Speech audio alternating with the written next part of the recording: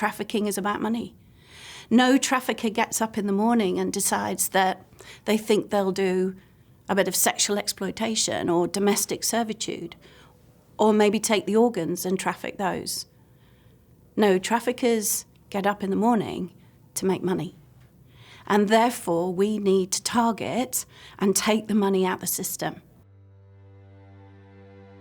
In 2005, we launched Stop the Traffic, and we meant what we said. That we weren't there to just try and make things a bit better, but we wanted to stop it. We wanted to disrupt it. So I'm going to borrow a quote from Desmond Tutu. He said, "There comes a time when you have to stop pulling people out of the river and go upstream and find out why they're falling in." I really think that's highly applicable to this moment.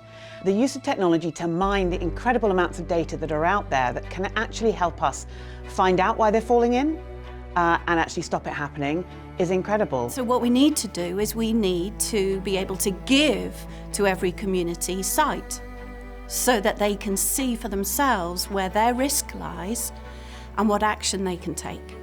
Stop the Traffic is committed to be intelligence-led and bring that intelligence to those actors. The Trafficking Analysis Hub is a cloud-based platform. It's hosted in the IBM cloud. It's a secure platform where partners can share data. Non-government organisations were probably the easiest people to get on board, and they're sharing the data of incidents. The challenge with incidents is that it's always historical. So what we're looking at now is involving the financial institutions. And the financial institutions can give us patterns of anomalies in the financial transactions that relate to money laundering, which is a prevalent part of human trafficking.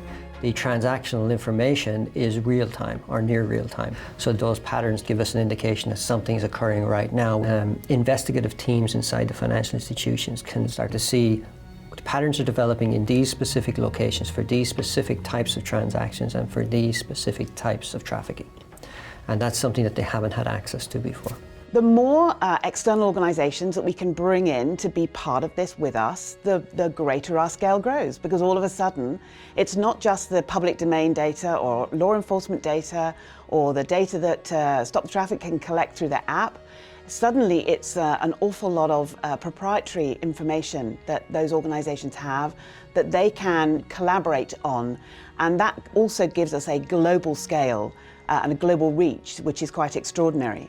The StopUp is something that we've been developing now for about 4 months, and what we're doing is we're working on the principle of first off awareness, raising awareness with the general public to look for things that, very often it's hidden in plain sight.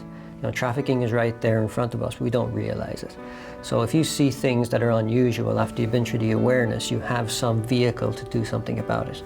The app gives you the ability to take a picture, send an audio message, send a video message, or send a text message into the center.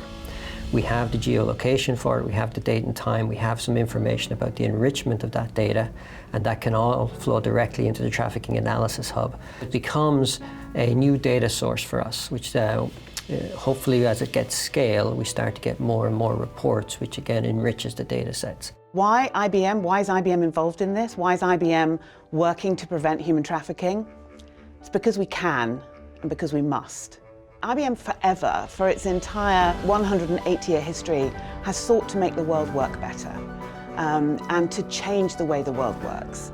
And if you can apply that thinking at the amazing scale that you can if you're a global organization like IBM, then that is a fantastically proud and inspiring moment.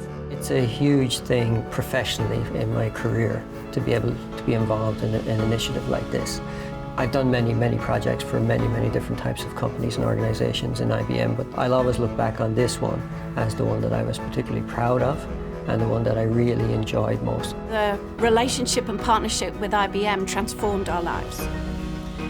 Years before, we were starting to understand that everybody holds a story, whether it's in the village on the street or whether it's the person in the bank or the person in the business, the person who's trying to prosecute and arrest. Everyone holds some story of what they know. What we needed was to bring those stories together. We needed to weave them into a tapestry that would show us a picture, tell us a story that was bigger than anyone held.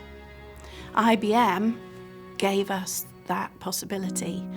They gave us cloud, they gave us the first analytical tools, and that gave us the beginnings of sight. We've begun to identify hotspots, and then Stop the Traffic takes action. Every day, I wake up and I have hope.